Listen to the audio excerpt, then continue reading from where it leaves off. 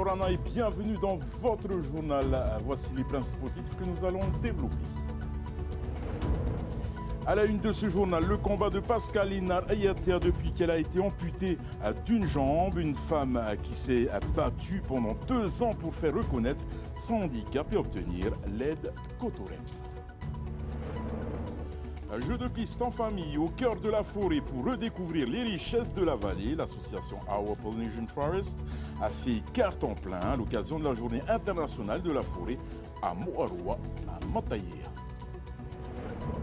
Et pour la journée mondiale de l'eau, on prend la direction de Bora Bora, une île pionnière dans l'approvisionnement en eau potable, à l'occasion de faire le point sur les nouvelles installations de la commune avec le maire Gaston Tongson.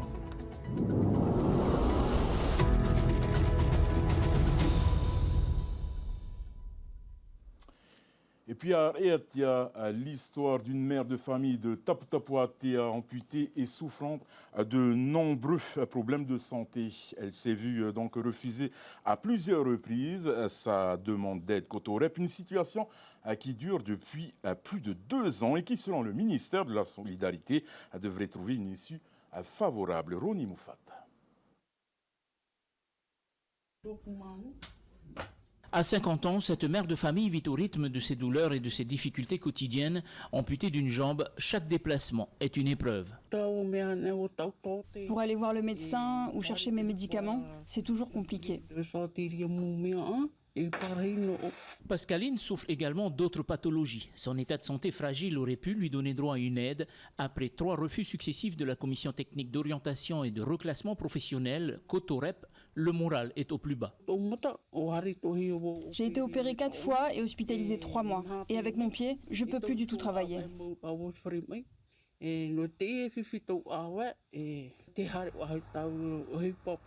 Son fils, revenu spécialement de Moorea pour s'occuper des démarches, ne cache pas son exaspération.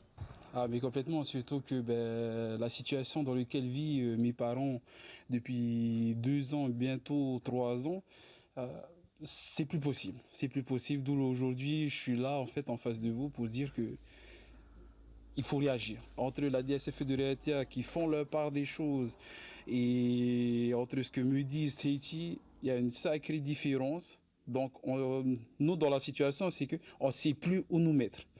Ni vers qui vous tournez. Ni vers qui nous tourner. Hasard ou non, le jour de notre passage, un document qu'il a fallu batailler pour obtenir leur parvient finalement en main propre. Le bon alimentaire qu'on attendait.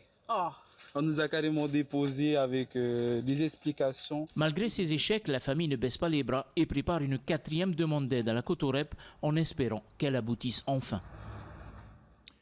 Depuis notre enquête, les choses ont évolué. Selon un retour mail du pays, le cas de Pascaline aurait enfin été régularisé.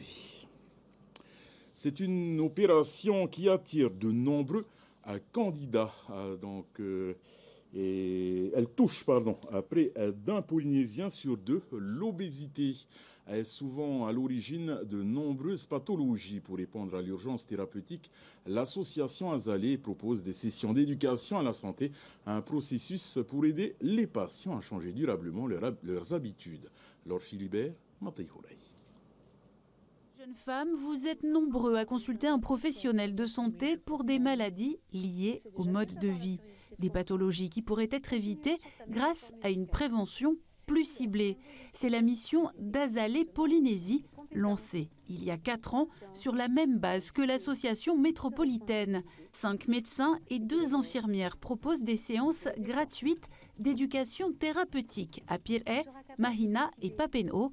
Le programme sollicite un soutien financier plus important. Tout ça va nous permettre, grâce à notre expertise en éducation thérapeutique du patient, qui est une technique d'éducation à la santé, de construire des outils éducatifs ludiques, donc comme des escape games, comme des jeux de santé qu'on utilise nous en consultation individuelle et qu'on va pouvoir déployer auprès de petits groupes et puis peut-être un jour de grands groupes. Et on va travailler aussi en communauté d'esprit avec la commune de Aroué qui nous a sollicité pour créer un parcours d'école pour la santé pour une 12 de patients des quartiers accompagnés qui vont être accompagnés justement sur le chemin de la connaissance et de la prise de conscience de leur état de santé. Pour mieux faire passer leur message, les professionnels reçoivent une formation spécifique et adaptées aux réalités locales. On nous a appris à donner des conseils, sauf que les conseils sont suivis que par 20% des personnes. Ils donnent bonne conscience aux soignants et en même temps ils le frustrent parce qu'on sent bien qu'on aimerait aller plus loin et qu'on manque de temps, qu'on manque de moyens, qu'on manque d'outils. Ça nécessite une formation solide. L'éducation thérapeutique du patient, on passe par une formation de 40 heures et plus même, mais c'est déjà le minimum. Et elle nous permet une approche bienveillante du patient, sans jugement. Et dans ce cas-là, on en fait un partenaire et tous les deux, on va aller plus loin. L'an dernier, plus de 6 patients suivis sur 10 ont perdu du poids et adopté une meilleure hygiène de vie. C'est une opération qui attire de nombreux candidats au permis de conduire. Une session halte à la prise de risque s'est tenue ce matin à l'UPF, à l'occasion pour les jeunes de prendre conscience de l'intérêt du code de la route et de l'ampleur des dégâts lorsqu'on ne le respecte pas. Je voulais témoigner surtout au sujet des risques de la route, surtout parce que je viens de là, à mes 16 ans, très grave accident de la route. Jairus Guillou a failli perdre son bras et son pied. C'est ce genre de témoignage choc que l'opération Halte à la prise de risque diffuse. Des images qui marquent les esprits, notamment auprès des jeunes. Pourquoi? Parce qu'il y a encore, on va dire, 6-7 ans en arrière, le pourcentage de blessés sur les routes concernait plus majoritairement les moins de 25 ans. Et là, donc depuis 5-6 ans, on commence à s'apercevoir que ce sont les plus de 25 ans qui respectent de moins en moins le code de la route. Et si le dispositif connaît un certain succès chez les jeunes, c'est surtout parce qu'il a un intérêt économique pour eux. L'opération permet de gagner des formations au permis de conduire, une aubaine pour les 127 jeunes polynésiens de cette promotion. Vraiment, c'est pas donner le permis, du coup, voilà, il faut vraiment travailler, du coup, ouais. J'encourage tous les jeunes à venir et voilà. J'attends d'avoir plus de connaissances sur la route et peut-être gagner aussi les formations. Et si jamais on ne gagne pas cette fois-ci, peut-être on va revenir le mois prochain pour tenter encore. Et à chaque session, on dépasse systématiquement la centaine de jeunes présents. Donc on sent quand même qu'ils ont besoin de venir chercher des informations qu'on se doit de leur donner parce que c'est pour les protéger. Drogue, alcool ou excès de vitesse, si les causes des accidents de la route sont connues de tous, ils ne sont pas toujours pris au sérieux. À l'instar des stratégies de communication anglo-saxonnes, les formateurs adoptent désormais un langage plus percutant. Plusieurs décennies, on a fait de la sensibilisation en essayant de tenir donc un langage assez correct pour ne pas choquer les gens. Et on s'aperçoit que finalement le message ne passe plus. Et donc dans le cadre de la nouvelle philosophie justement de sensibilisation et de prévention, il nous a été demandé d'être beaucoup plus proche de la réalité de ce que les gens peuvent rencontrer sur les routes. Si le nombre de morts a été divisé par 2, passant de 60 à 30 en l'espace de 35 ans, l'adjudant-chef est persuadé que d'autres vies peuvent être encore sauvées, à condition d'inculquer dans les mentalités le respect du code de la route, un ensemble de règles qui a pour mission de protéger tous les usagers. Tous en forêt, c'est l'invitation de la société Our Polynesian Forest à une journée d'animation dans la vallée de Mo'arua Mataia ce samedi pour fêter la journée internationale dédiée aux forêts. Ateliers artistiques, culturels et scientifiques étaient proposés à tous pour les sensibiliser au patrimoine forestier polynésien. Visite guidée. A, oui, ça veut dire que A-H-T-I, Tahiti. Non, il y avait un I là. Plantes médicinales, fougères et arbustes étaient les stars de cette journée à Mo'arua. Sur une superficie de 2,5 hectares, les nombreux visiteurs venus en groupe ou en famille ont pu déambuler sur les sentiers du parc éducatif. Et on est tous très contents de célébrer la journée internationale des forêts avec tout ce monde qui sont venus. Alors on a eu divers ateliers sur le tapas, sur le tressage, sur des histoires. Il y a les guides qui travaillent en faisant des tours pour raconter la biodiversité, raconter nos espèces endémiques et indigènes, comment ça fonctionne une forêt pédagogique, pourquoi on fait ce qu'on fait, qu'est-ce que sont les différentes forêts qu'on a à l'intérieur de la forêt pédagogique. On a des forêts qui parlent de l'agroforesterie, qui parlent de plantes utiles qu'on peut utiliser aujourd'hui. C'est des plantes tincturiales, des plantes alimentaires, des plantes médicinales et découvrir tous ces ensembles.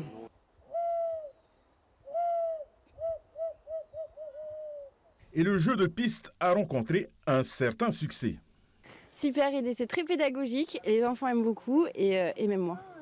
et j'ai envie d'amener mes élèves. Ah non, c'est vraiment une découverte. C'est top, c'est instructif aussi. Donc, Pour ceux qu'on a l'habitude de voir dans les jardins de papy, de mamie, ça ok, mais après on a d'autres spécimens et tout qu'on ne connaissait pas. Donc. Depuis son ouverture l'an dernier, le public a pu constater l'évolution du parc éducatif forestier.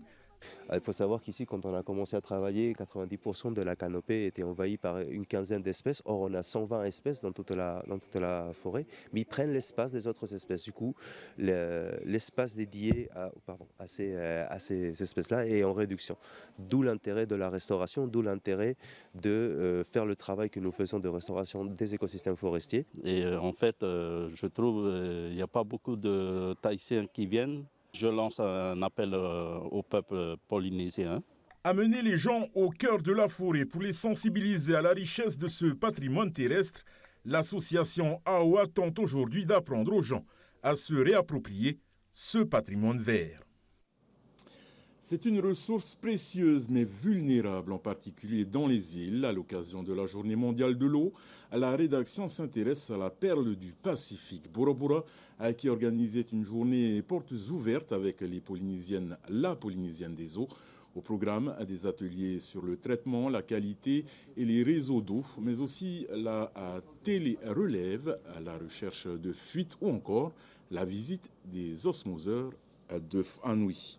La gestion de l'eau à Bora Bora, on en parle avec le maire Gaston Tongsang Yorana.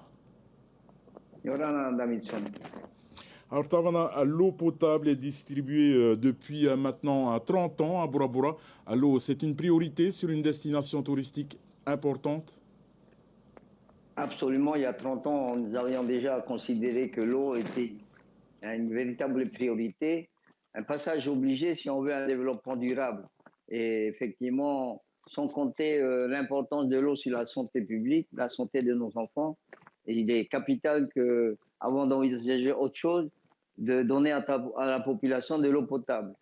C'est la clé d'entrée dans un schéma de développement durable, en tout cas. D'ailleurs, les derniers osmoseurs ont été financés sur fonds propres, 320 millions. Le dessalement d'eau de mer, c'est la meilleure solution de l'île pour avoir de l'eau potable.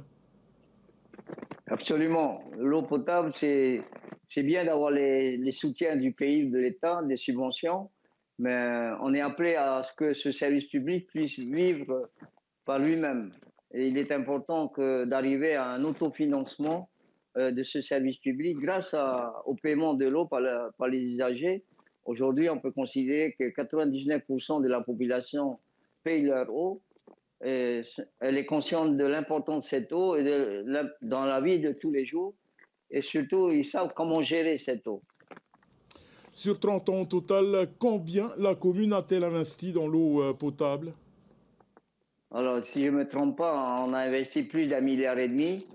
Bien sûr, on a eu au début de la période de soutien de l'État, la défiscalisation par exemple, et je voudrais au passage les remercier, les institutions du pays qui accompagnent toujours les communes aujourd'hui. Mais le plus difficile, c'est pas d'avoir de l'eau potable, c'est d'avoir en continu, de manière continue sur toute l'année. Et ça fait plus de 30 ans que nous avons de l'eau potable chaque année, et c'est important que nous sommes contrôlés par la direction de l'hygiène de la santé publique, et nous faisons de l'autocontrôle aussi. Ça, c'est capital dans le fonctionnement. Vous êtes satisfait des osmoseurs? Ah oui, parfaitement, parce que ça vient en soutien par rapport aux ressources naturelles, et nous avons connu une période de sécheresse très importante en 2013, où il y avait 6 mois de sécheresse sans aucune pluie. Nous avons pu tenir grâce aux osmoseurs, il n'y a pas eu une seule coupure d'eau. Et ça permet aussi d'avoir une eau de qualité. En fait, c'est une eau très contrôlée pour éviter qu'il y ait des doses de sel qui dépassent la limite. Voilà, donc c'est important que c'est vraiment l'eau la plus contrôlée qu'on peut avoir. Tavana Bora est exposé à la salinisation des nappes phréatiques. Vous avez aussi, on imagine, une forte demande du côté de l'activité touristique. La commune a-t-elle aujourd'hui largement de quoi répondre à la demande ou faudra-t-il à terme envisager de nouveaux investissements? Absolument. C'est vrai que nous avons des osmoseurs. On peut toujours en rajouter d'autres machines au fur et à mesure que la croissance de la demande, que la demande augmente. Mais aujourd'hui, on va lancer, grâce au soutien du FIP, du Fonds intercommunal des péréquations, l'exploitation d'une lentille d'eau douce. Une lentille d'eau douce, c'est la réserve d'eau qui se trouve sur une île basse, comme le Tuamotu. Nous avons une île basse qui s'appelle Tevaïroa. Et cette île basse contient une lentille de plus d'1 million de mètres cubes. Et nous espérons tirer à peu près 1000 mètres cubes par jour d'eau potable. Son système de traitement est moins cher que les osmoseurs. Et ça nous permet de remplacer au moins une unité complète d'osmoseurs, 1000 mètres cubes par jour. Ça, c'est la nouvelle piste, donc, Tavna? Tout à fait. Moi, je pense qu'il ne faut pas arrêter d'innover. Il faut toujours rechercher des solutions, si possible, pas trop chères, parce que l'osmoseur, c'est la solution la plus coûteuse, mais quand bien même, nous sommes arrivés à maîtriser son coût. À Bora, Tavna, les gens sont conscients de l'importance de préserver l'eau. Vous l'avez dit tantôt, la conservation de l'eau, c'est primordial dans la gestion de l'eau. Absolument, absolument. Et bon, il faut commencer par ne pas gaspiller. C'est ça le geste le plus important, le plus basique. Et c'est l'objet de la journée mondiale de l'eau ce matin avec nos enfants. Nous avons informé les enfants, communiqué aux enfants les gestes les plus élémentaires pour ne pas gaspiller. En se brossant les dents, par exemple, il ne faut pas laisser le robinet ouvert, ou à la douche quand on se savonne. Il ne faut pas laisser couler la douche pour rien. Voilà, il y a plein de gestes, des petits gestes comme ça qui peuvent apporter des économies importantes dans la gestion de l'eau. Aussi bien dans sa consommation personnelle et dans la gestion de la ressource pour la population. Ça, c'est important. Tavna Gaston Tangsong, merci beaucoup pour toutes ces précisions et merci beaucoup pour votre intervention. Merci, c'est moi, merci. Une vingtaine d'agents pénitentiaires menés par le syndicat FO pénitentiaire ont manifesté ce matin devant le Haut-Commissariat. Ils demandent le rapatriement fénois de fonctionnaires polynésiens bloqués en France. À défaut d'un accord d'ici vendredi, le syndicat menace de durcir le mouvement aux portes de Nuntania. On écoute Mathei Chidietomi, le représentant du syndicat FO pénitentiaire, au micro de Heimanu Manutai. Nous sommes à 85% de couverture de postes et nous voulons que ces postes soient couverts par des Polynésiens qui sont en métropole et qui voudraient revenir sur le territoire.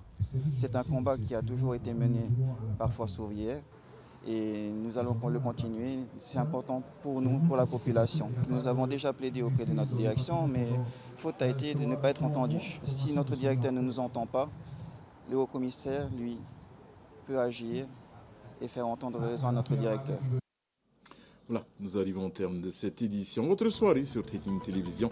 Ne manquez pas à votre magazine de la glisse, Waves, suivi de Earth Hour et votre émission The Voice. Au nom de toute l'équipe qui a préparé ce journal, merci de votre confiance. Excellente soirée sur Taking Télévision et à demain, même heure. Retrouvez ce journal en replay sur notre site internet et notre application mobile TNTV.